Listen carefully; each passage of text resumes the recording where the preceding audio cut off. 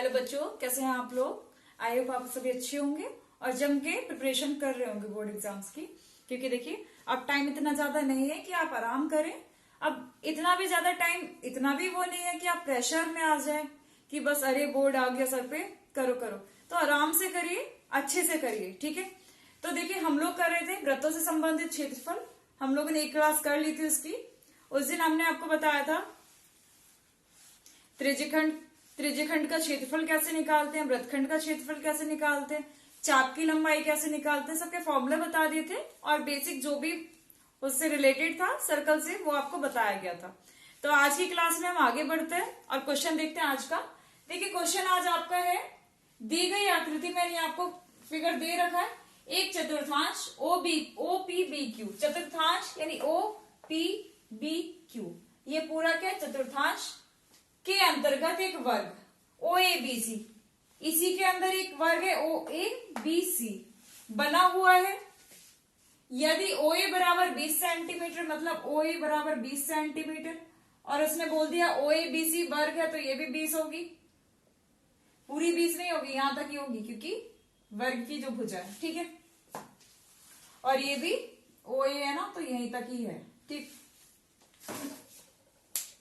आगे बोल रहे छायांकित भाग का क्षेत्रफल ज्ञात कीजिए, मतलब जो ये शेडेड रीजन है इसका आपको एरिया निकालना है। तो कैसे करेंगे आप, देखिए इन सवालों को करने से पहले सीधे आपको ये नहीं कि अरे सवाल पढ़ लिए जल्दी से लग गए शुरू ने।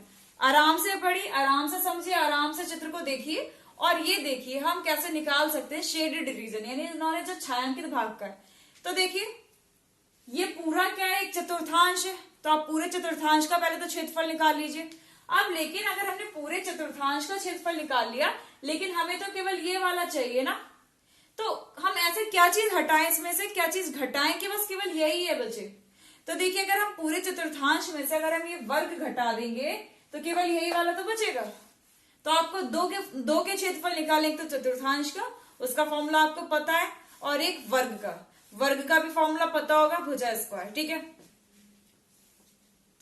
लेकिन चतुर्थांश का जब हम निकालेंगे तो उसकी हमें त्रिज्या नहीं पता, क्योंकि चतुर्थांश का जब हम निकालते हैं क्षेत्रफल क्या होता है 1/4 पाई आर स्क्वायर, यही होता है ना, लेकिन आर ही नहीं पता। अब आर कैसे निकालोगे, तो देखिए जो हमारा ये वर्ग है, अगर हम इसके जो विकर्ण है इसको मिला दें, ये जो हमारा विकर्ण है वर्ग का, यही तो त्रिज्या होगी, यही त्रिज्या होगी ना। देखिए वर्ग का जो विकर्ण है ये चतुर्थांश की बाउंड्री को टच कर रहा है ना, यानी परिधि को टच कर रहा है, तो ये क्या हो गई वर्ग की विकर्ण हमारी त्रिज्या हो जाएगी। तो हम सबसे पहले हम क्या निकालेंगे, ओबी। वर्ग, किसी भी वर्ग का अगर हमें विकर्ण निकालना हो तो उसका डायरेक्ट फॉर्मूला होता है भुजा √2, यानी ओबी बराबर क्या हो जाएगा ओ ए √2। विकर्ण का ये फॉर्मूला होता है भुजा √2, ठीक है। अब ओ ए कितना है 20 √2, यानी आपको ओबी भी पता चल गई, ठीक है। तो सबसे पहले हम निकालेंगे चतुर्थांश का क्षेत्रफल। चतुर्थांश में पता ही है ना आपको 1/4 करते हैं, क्योंकि चौथा भाग होता है वृत्त का क्षेत्रफल। चतुर्थांश क्या नाम था OPBQ, उसको लिख देते हैं OPBQ का, ठीक है। फॉर्मूला है 1/4 पाई आर स्क्वायर। अब एक चीज को और ध्यान दीजिए, सवाल में दे रखा है पाई की वैल्यू आप 3.14 ही लगाएंगे। अगर सवाल में पाई की वैल्यू नहीं दी तब तो आप क्या लगाएंगे 22/7, लेकिन अगर सवाल में बोल रखा है कि पाई बराबर 3.14, मतलब आपको यही लगाना है, तो 1/4 ऐसे ही रखेंगे। पाई की वैल्यू 3.14, आर हमारा क्या है ओ भी हमारा आर है ना, जो हमने ये निकाला था, यही हमारी क्या है आर। तो क्या हो गई 20 √2, ठीक है। 4 से कट कर दीजिए, 4 पंजे 20, 3.14 गुणा, देखिए √2 की गुणा होगी 2 बन गया, 20 दूनी 40 पंजे कितना हो गया, सॉरी गलत कर दिया, देखिए 20 दूनी 40, 40 पंजे 200, ये हो गया आपका। ठीक है, अब इसकी गुणा कर दीजिए 3.14 की 200 से गुणा करेंगे तो 2 जीरो ने 2 पॉइंट तो खत्म कर दिया, 2 चौक 8, 2 एकम 2, 2 तिया 6। ये तो हमारा आ गया चतुर्थांश का। ठीक है, OPBQ का। अब हम किसका निकालेंगे? वर्ग का। वर्ग का नाम क्या लिखा है? OABC। फॉर्मूला सभी को याद है, क्या होता है? भुजा स्क्वायर, यानी भुजा कितनी है? 20 स्क्वायर, यानी आ गया आपका 400 सेंटीमीटर स्क्वायर। अब हम क्या निकालेंगे? छायांकित भाग का।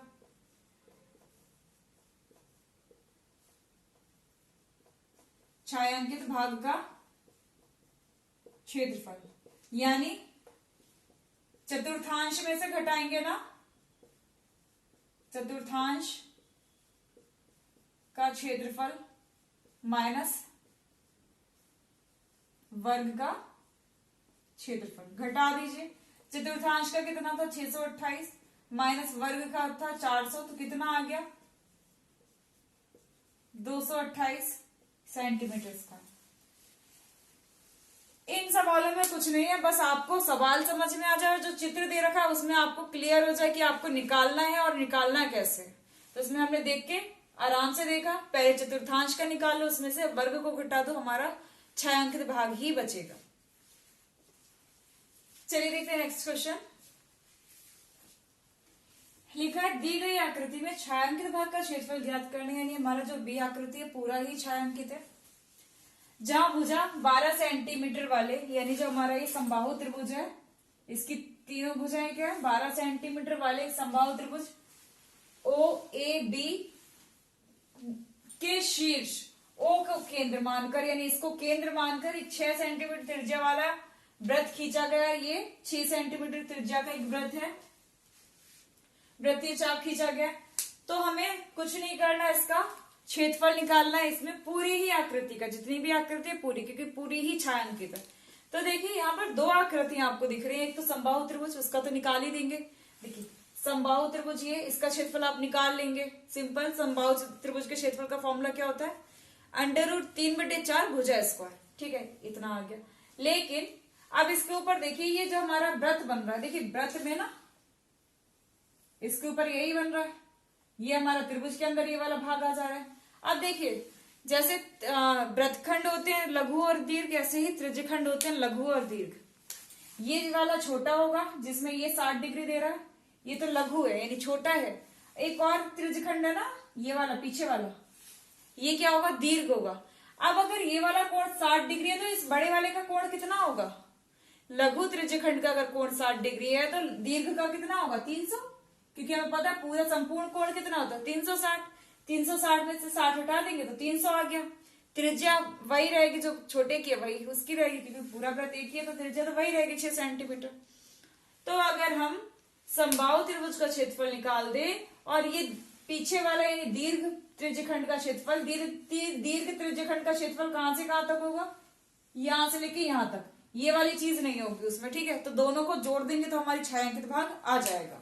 तो वही हम करते हैं, सबसे पहले लिखते हैं समबाहु त्रिभुज का निकाल लेते हैं। समबाहु त्रिभुज OAB क्षेत्रफल फॉर्मूला होता है √3/4 भुजा स्क्वायर। तो √3 ऐसे ही रहेगा, 4 भी ऐसे। भुजा कितनी है? 12, 12 का वर्ग। 12 का वर्ग कितना हो गया? 144/4 √3 काटो, 4 तिया 12 बचा 2, 24 हो गया, 4 छंग 24, 36 √3 सेंटीमीटर स्क्वायर। ये तो आ गया हमारा समबाहु त्रिभुज का। अब देखिए हम लिखेंगे दीर्घ त्रिज्यखंड का, लघु का नहीं, दीर्घ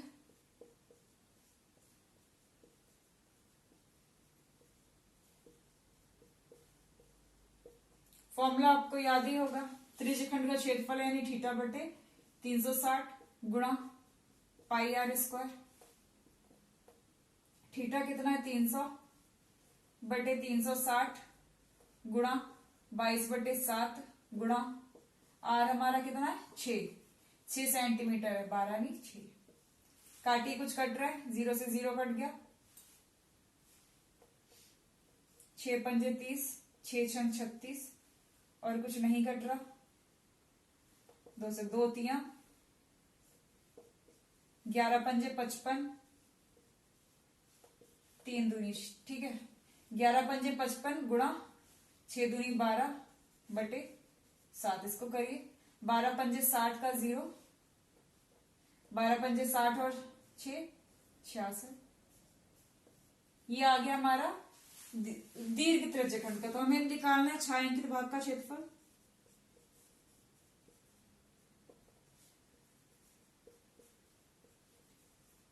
दोनों जोड़ दीजिए, दोनों अगर हम जोड़ेंगे तो लिख दीजिए, पहले लैंग्वेज में जरूर लिखिएगा किस किस को जोड़ेंगे। समबाहु त्रिभुज OAB का क्षेत्रफल प्लस दीर्घ त्रिज्यखंड का क्षेत्रफल।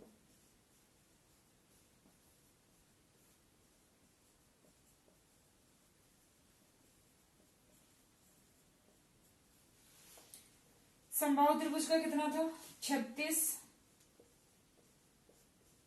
और दीर्घ त्रिज्यखंड का था 660 बटे 7। इसमें √3 आ रहा था, इसमें तो जुड़ेगा नहीं, तो उसको ऐसे ही रखिए। क्षेत्रफल है तो सेंटीमीटर स्क्वायर मात्रक हो गया, ठीक है।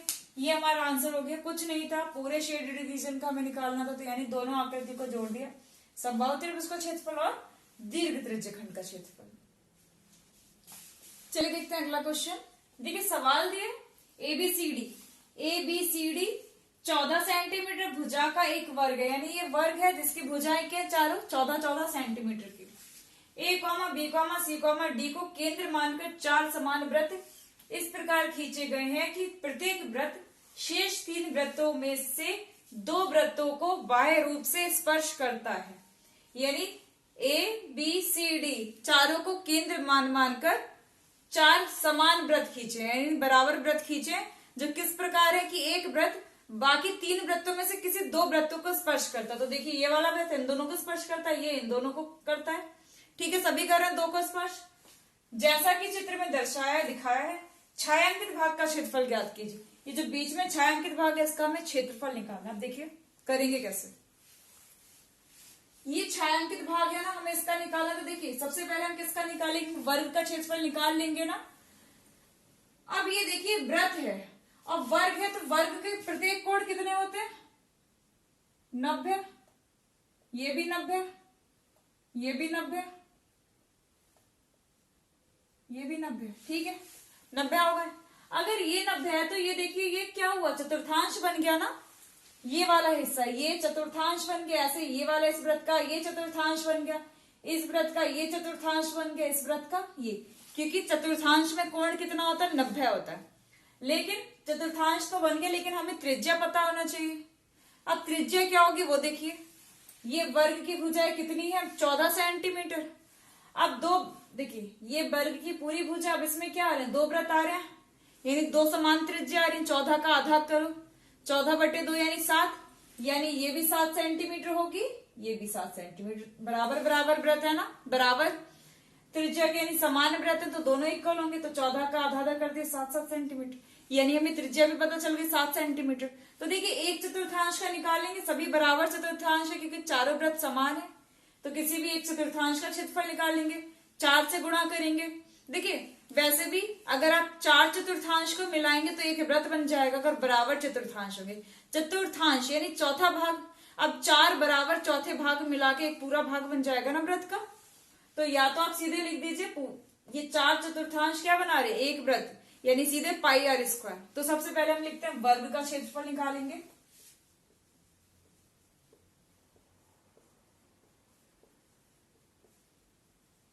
वर्ग का क्षेत्रफल क्या होगा, भुजा स्क्वायर, भुजा कितनी है 14, 14 का स्क्वायर कितना होगा, ये तो हमारा वर्ग का आ गया। अब हम क्या निकालेंगे, देखिए चतुर्थांश, या तो चतुर्थांश का निकालिए फिर 4 से गुणा कर देंगे, 4 चतुर्थांश आ रही है, या फिर हम पूरे एक व्रत का निकाल रहे हैं।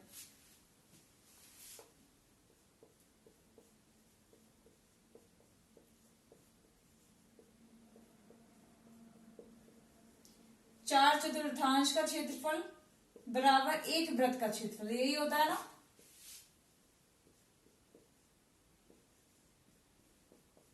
क्योंकि 4/4 मिलके ही तो एक वृत्त बनाते हैं। फॉर्मूला लग जाएगा पाई आर स्क्वायर। पाई की जगह आर कितना होगा 7 गुणा 7, 7 से 7 कट गया, 22 सत्ते 154। तो हम क्या करेंगे,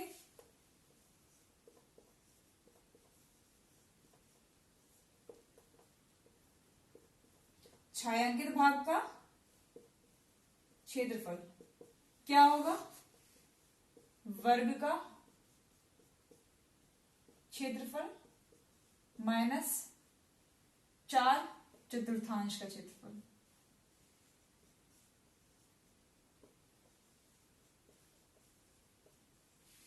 तो वर्ग का क्षेत्रफल 196, चतुर्थांश का क्षेत्रफल 154, घटाइए 6 में से 4 गया 2, 9 में से 5 गया 42 सेंटीमीटर स्क्वायर। यानी जो हमारा बीच का छायांकित भाग है उसका क्षेत्रफल कितना आया 42 सेंटीमीटर स्क्वायर। समझ में आ गया, वो कुछ नहीं था। छायांकित भाग देखना था कहाँ पे है, तो पहले तो वर्ग में से 4/4 हटा दोगे, केवल छायांकित भाग बचेगा। चलिए देखते हैं लास्ट क्वेश्चन आज का। देखिए, एक घड़ी की मिनट की सुई 14 सेंटीमीटर लंबी है। 10 मिनट में मिनट की सुई द्वारा बनाए गए त्रिज्य खंड का क्षेत्रफल ज्ञात करिए। तो देखिए, घड़ी कौन सी आकृति में होती है, गोलाकृति में यानी वृत्त की। तो घड़ी की सुई आपका कुछ फिगर ऐसा होगा, ये आपकी घड़ी है, घड़ी की मिनट वाली सुई यही होती। तो ये जो मिनट की सुई की जो लंबाई है वो किसका काम करेगी, आर का, ठीक है, यानी त्रिज्या आपकी 14 सेंटीमीटर। अब ये बोलो 10 मिनट में, यानी 10 मिनट में जो मिनट की सुई जितना भी क्षेत्रफल चल रही है उस त्रिज्यखंड का हमें क्षेत्रफल निकालना है। अब यहाँ पे कोड तो आपको नहीं पता, लेकिन आपको ये पता है कि एक मिनट वाली सुई घड़ी का पूरा चक्कर कितने मिनट में करती है, सभी को पता होगा। घड़ी की मिनट वाली सुई पूरा चक्कर कितने मिनट में करती है, 60 मिनट में। तो हम क्या लिखेंगे,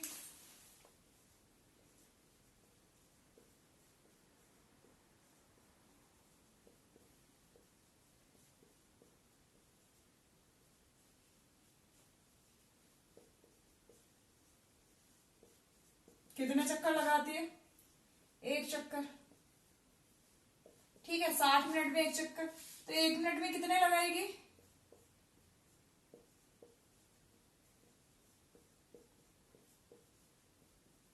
एक मिनट में कितने लगाएगी 1/60, है ना। हमें लेकिन पूछ कितने मिनट में रहा, 10 मिनट में। 10 मिनट में कितने, 1 मिनट में 1/60, तो 10 मिनट में कितने लगाई, 10 से गुणा कर दो। देखिए 0 से 0 यानी पूरे गोले का 1/6 चक्कर।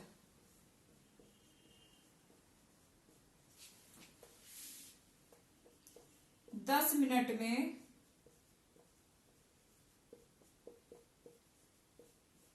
मिनट की सुई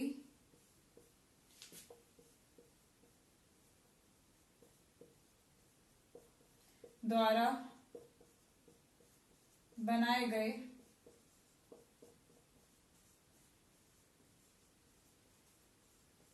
त्रिज्यखंड का क्षेत्रफल। अब देखिए यहाँ कोण का तो हमें नहीं पता, कोण पे हम नहीं जा रहे, लेकिन हमें ये पता चल गया पूरे गोले का कितना चक्कर लगा 1/6, और पूरे गोले का क्षेत्रफल क्या होता है पाई आर स्क्वायर। तो हम क्या लिख सकते हैं 1/6 पाई आर स्क्वायर। पूरे का 1/6 चक्कर इतना ही तो लगाएगी, लगा दीजिए सबकी वैल्यू। पाई की वैल्यू 3.14 लगानी है। आर की वैल्यू कितनी है, आर है हमारा 14, यानी 14 गुणा 14, सही से करिए 1/6 ऐसे ही रहेगा। 3.14 गुणा 196। अब 3.14 की 196 से गुणा करिए, आप अपनी कैलकुलेशन करिए। 4 संग 24,